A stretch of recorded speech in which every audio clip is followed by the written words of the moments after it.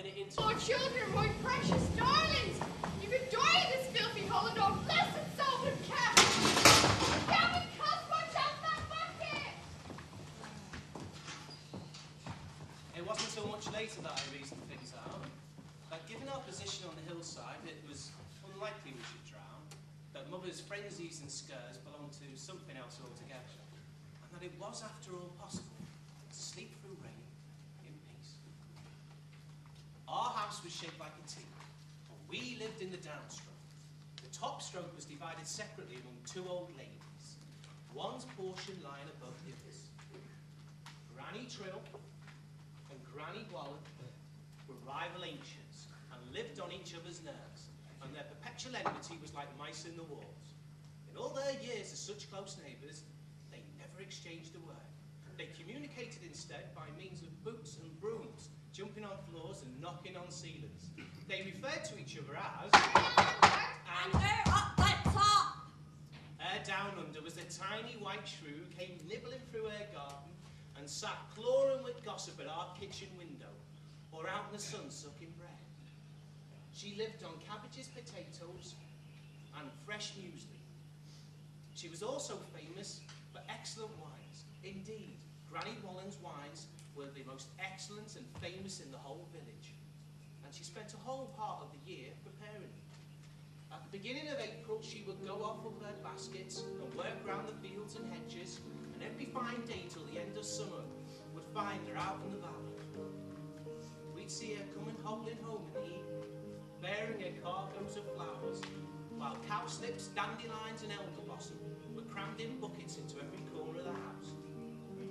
What seasons fermented in Granny Wallen's kitchen.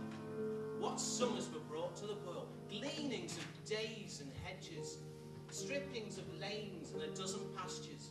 She bore them all home to her flag tile kitchen, separated each from each. Loaded up her pots after she built her fires, and added her sugar and yeast. The vats boiled daily in suds and sugar, revolving petals in throbbing water, and the air, aromatic, steamy, embalmed, distilled the hot dews and flowery soups, and the wine ran dripping down the walls. Whatever the small indulgences with which Granny Wallen warmed up her old life, Granny Trill had none of them. For her up the top was as frugal as a sparrow, as simple in her ways as a grub. Her cottage lay just outside our gate, and her tiny room was as visible as last year's bird's nest. You at home, Granny Trill? You in there, Gran? Well, I'll be round with you, you garments again. Yeah, Gran, we coming to visit and we brought you some kindling. What are you doing, Gran? Just biding still and combing bits. You be going bald, Gran. I still got me bits. It's all coming out. No, it ain't. Oh, look at all that dead stuff coming out of your coat. That's Elfie, that is. Makes room for more. Her down under. I got more than her. Hers as bold as a tater room. Wicked old one. After you're gone, hers failing. You mark my words.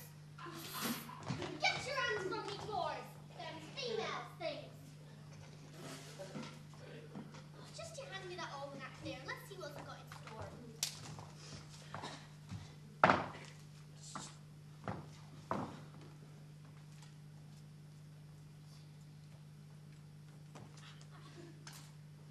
Tragic intelligence of a disaster at sea in the region of the Antipodes. That's for June, that is. Poor creatures with their families and all. A poet-ear scientist slipped down a crevice with certain resultant fatalities. Well, if they must poke around them places. Murdered cadaver is shockingly uncovered in a western industrial town. I knew that was going to happen. I told you. I knew that was going to happen. I did. Crisis in Parliament. House struck by fireball. Riots. Turkish massacre. Famine. War. Oh, he does foresee some monstrous things. And a terrible year looks to be too. And he's test will have hail on Tuesday. Get you boys at me stuff again. I'll skin your buttons, I know, you thieving mice. Keep giving your ass showy. Snuff was Granny Trill's one horrible vice. A fine brown dust coated all of her clothes, and she had nostrils like badgerholes. You 100 yet, Gran? Nigh on, nigh on.